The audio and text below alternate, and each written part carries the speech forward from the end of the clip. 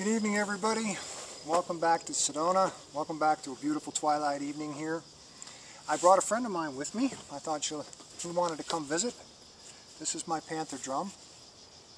My brother the panther, my partner who's been walking beside me for 30 years. He just came back from the drum hospital where he was for 4 months, being completely repainted.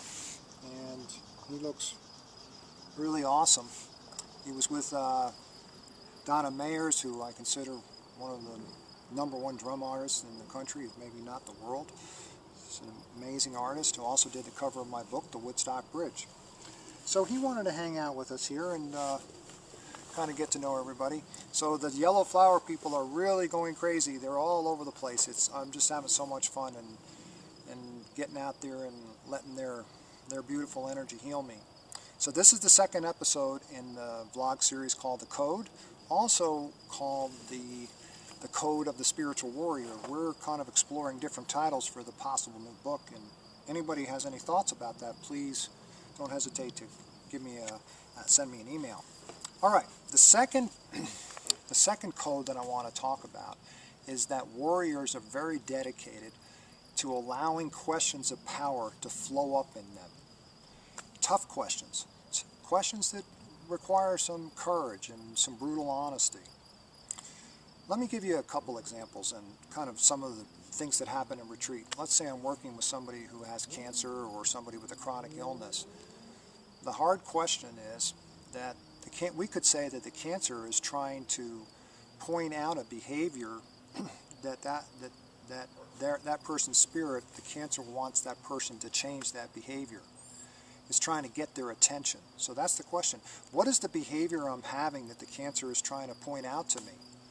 Because we could say that that person's spirit tried a lot of different ways to get their attention, but they just were ignoring it. You all know what I'm talking about. We kind of get into resistance to change, right? Let's say that you're in a marriage that's having difficulty. Or you're having problems, let's just say you're having problems communicating with your partner. You could ask yourself, a warrior might ask, what am I doing that's contributing to this kind of conflict with my partner?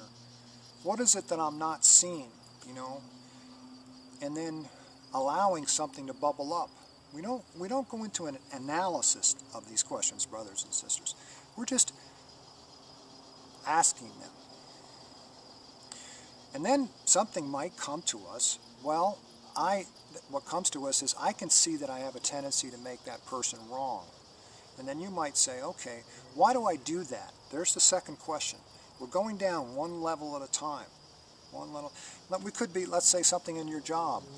Am I really being fulfilled on this job? Or am I staying in this job because I'm afraid of the loss of money? I'm afraid that I won't find another job. Warriors are very dedicated to allowing themselves to confront these questions and not being in denial, not being in delusion, not being in avoidance. We could say that the code of the spiritual warrior is to under no circumstances be in avoidance or denial to things that are going on in our life, is to face them head on. And questions are a way to face things head on. Does that make sense, guys? And if we're being blocked by something, if the universe is meeting resistance in something, then maybe we need to ask a question. I remember 10 years ago when I introduced one of my first online programs, I could feel the universe resisting it a little bit. And then I asked a question: what is it that is going on inside of me? Is there a familial imprint?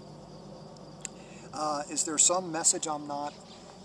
Some thought or memory that I'm not aware of that's creating that resistance? And I'll never forget, something flowed up immediately, and what it was is on a white screen it says "could have been," and right away I knew what that meant. And what was interesting, this was 25 years after doing this work and walking the warrior code. Could have been meant that when I was growing up, my mother and grandmother were always talking about the men in my family, that if your dad hadn't been drinking, he could have been senior VP at this company. If your brother hadn't gotten himself all messed up, he could have played pro ball. That was very true. or my stepfather, who was a world-class artist. Unfortunately, the alcohol got him too. So there was this idea of could have been.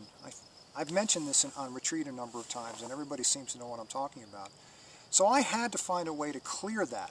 And then my next question is, what is the best way to clear that deep familial imprint that was still humming at some level despite all of the success I had? Asking questions that take courage, that maybe make us uncomfortable, are a warrior's code. Does that make sense, guys? Okay. Well, I'm going to continue on. I hope this is helpful to everybody. I'm building chapters in the book as I'm doing it, and many of these things are in my Spiritual Warrior program online if you're interested and want to kind of go forward with doing some of this work right away. I've had an amazing couple days here. I had 3 sisters from South Dakota they were just so lovely, and they just lit my spirit up. In the Maori tradition from New Zealand, they have a phrase I like very much, my belonging place. Well, my belonging place is South Dakota. I love Sedona, truly, truly, but when I get back to South Dakota, there's something about it that speaks to my soul. I feel the ancientness of the place. It's really good to be in places where you feel an alignment, you feel in partnership with. And that's going to be the next, I'm hoping one of the next series in the codes, about nurturing partnerships, not only with people, but with places. Even with, here I'll give you something really wild, with colors. I have a very deep partnership with the color blue. You can see that I have it on. Or in the shamanic tradition, partnerships with the tree and the rock and the plant people. Partnerships is part of the code. We honor our partnerships. If you honor them, they will honor you, which is the core principle in the code of the spiritual warrior. All right, guys. Well, my Panther and I bid you a farewell. Keep your eyes along the skyline, and I'll see you on the next one. Aho! Aho!